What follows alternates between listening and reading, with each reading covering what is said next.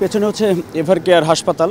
এই এভারকেয়ার হাসপাতালের দিকে আসলে এখন নজর গোটা জাতির, কারণ এখানে হচ্ছে বিএনপি চেয়ারপারসন সাবেক প্রধানমন্ত্রী বেগম খালেদা জিয়া তিনি চিকিৎসাধীন রয়েছেন এবং গুরুতর অসুস্থ অবস্থায় তিনি আছেন। তার শারীরিক অবস্থা নিয়ে দেশবাসীর আসলে উদ্বেগ উৎকণ্ঠা আছে, দেশবাসীর ভাবনা আছে এবং দেশবাসী তার জন্য দোয়া করছেন যাতে তিনি সুস্থ হয়ে আবার রাজনীতির মাঠে বা সাধারণ মানুষের মাঝে আবারও ফিরে আসুক। এই দোয়া দেশের বেশিরভাগ সাধারণ মানুষ যারা তারা কিন্তু করছেন। দলমতের ঊর্ধ্বে এখন বেগম খালেদা জিয়াকে অনেকেই বলছেন যে এই দেশের রাজনীতির জন্যই তাকে আসলে প্রয়োজন, এই এমনটিও বিভিন্ন রাজনীতি বিশ্লেষকরা কিন্তু বলছেন।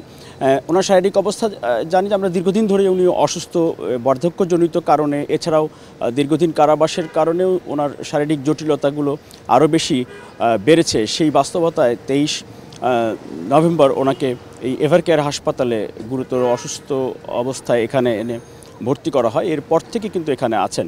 এর মধ্যে ওনাকে বিদেশে নেয়ার বিষয়টি নিয়ে নানা সময়ে নানা রকম তথ্য আসলে চিকিৎসকরা দিচ্ছেন, কারণ হচ্ছে ওনার শারীরিক অবস্থা স্থিতিশীল বা কিছুটা উন্নত না হলে দীর্ঘ পথ ফ্লাই করা বা ফ্লাইটে যাওয়ার মতো শারীরিক যে অবস্থা যেটুকু দরকার সেটুকু না হওয়া পর্যন্ত আসলে উনি বিদেশে যেতে পারবেন এমনটি আসলে বলা যাচ্ছে না। সবশেষ শনিবার রাতে মেডিকেল বোর্ডের যেই বৈঠকটি হয়েছে সেখানে বেগম খালেদা জিয়ার স্বাস্থ্যের বিষয়ে বিস্তারিত ওনারা পর্যালোচনা করেছেন। করার পর যেটি জানা গেছে এখন পর্যন্ত যে ওনার ফুসফুস এবং কিডনির অবস্থা কিছুটা উন্নত হয়েছে, কার্যকারিতা কিছুটা বেড়েছে, তবে অন্যান্য জটিলতাগুলো যেগুলো আছে সেগুলো হয়তো একটু ভালো হচ্ছে, আবার আগের অবস্থায় যাচ্ছে, খারাপ হচ্ছে, ভালো হচ্ছে, এই অবস্থাতে আছে।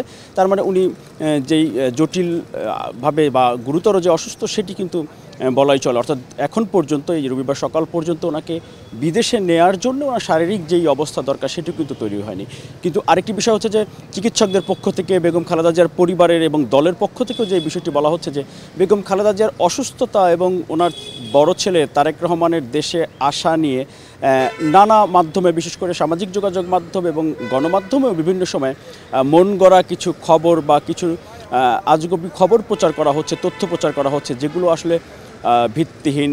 এবং এই পরিস্থিতিতে সবাইকে, সকল পক্ষকেই আসলে রাজনৈতিক উদ্দেশ্য হোক আর ব্যক্তিগত কারণে হোক কোনো রকম অপতথ্য, অপপ্রচার বা বিভ্রান্তিমূলক কোনো তথ্য না ছড়ানোর জন্যে অনুরোধ জানানো হয়েছে। এবং বিএনপির পক্ষ থেকেও সেটি বলা হয়েছে যে বেগম খালেদা জিয়ার স্বাস্থ্যের উন্নতির জন্য দোয়া চাওয়া হয়েছে, সবাইকে দোয়া করতে বলা হয়েছে। কিন্তু যারা হয়তো ভিন্ন কোনো উদ্দেশ্যে সামাজিক যোগাযোগ মাধ্যমে ভুল তথ্য, অপতথ্য ছড়াচ্ছেন বা তারেক রহমান কেন দেশে আসছেন না এই জন্যে যারা হয়তো দরদ দেখাচ্ছেন, তাদের উদ্দেশ্য নিয়েও আসলে বিভিন্নভাবে অনেকেই কিন্তু আবার প্রশ্ন তুলছেন।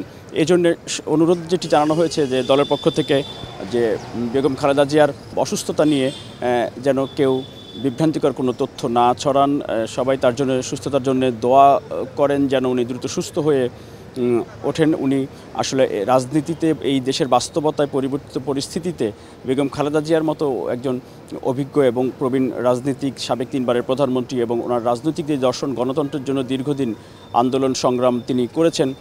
অনেকেই বলছেন যে এই গণতন্ত্র এবং মানুষের ভোটের অধিকারের জন্য বেগম খালেদা জিয়ার যে সংগ্রাম, সেই সংগ্রামের পর একটি নির্বাচন হতে যাচ্ছে 26 ফেব্রুয়ারিতে। সেই নির্বাচনে বেগম খালেদা জিয়াকে সামনে রেখেই আসলে অনেক ভোটাররা বলছেন তারা ভোট দিতে চান।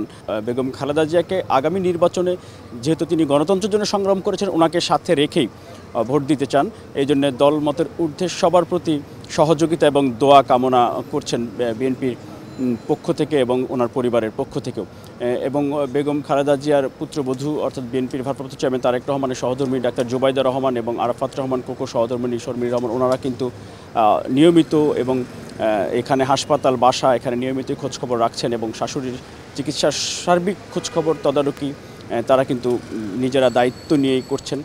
তারাও সব সময়ই দলের পক্ষ থেকে অন্যরাও তাদেরকে অর্থাৎ এই চিকিৎসা বিষয়ে সব খোঁজখবর রাখছেন এবং তারেক রহমান নিয়মিত লন্ডনে থেকে সেখানে হাসপাতালে খোঁজ রাখা এবং দেশে বিদেশি চিকিৎসকদের মধ্যে সমন্বয় করা, সেই দায়িত্বটি কিন্তু তারেক রহমান পালন করছেন বা দায়িত্ব করছেন এবং নিয়মিত চিকিৎসকদের সঙ্গেও যোগাযোগ রাখছেন যে বেগম খালেদা জিয়াকে বিদেশে নেয়ার মতো পরিস্থিতি হয় কি না, সেই বিষয়টি তারা কিন্তু বলছেন। তবে এখন পর্যন্ত বেগম খালেদা জিয়ার আসলে শারীরিক অবস্থা যেটি বলছিলাম, শনিবার রাতে মেডিকেল বোর্ডের সবশেষ যেই বৈঠকটি হয়েছে সেখানকার যেই পর্যালোচনা করে বেগম খালেদা জিয়ার স্বাস্থ্যের দুটির দিকে অর্থাৎ কিডনি এবং ফুসফুসের কিছুটা উন্নতি হয়েছে, এটি মেডিকেল বোর্ডের সূত্রে আমরা জানতে পেরেছি। তবে অন্যান্য বিষয়গুলো আগের মতোই রয়েছে। তবে বিদেশে যাওয়ার মতো দীর্ঘ সময় ফ্লাইটে থাকার মতো শারীরিক অবস্থা গেল রাতে অর্থাৎ শনিবার রাত পর্যন্ত ওনার সেই পরিস্থিতি এখনও তৈরি হয়নি। এজন্য চিকিৎসকরা অপেক্ষা করতে চান এবং সকলের কাছে দোয়া চেয়েছেন। তো এই ছিল আসলে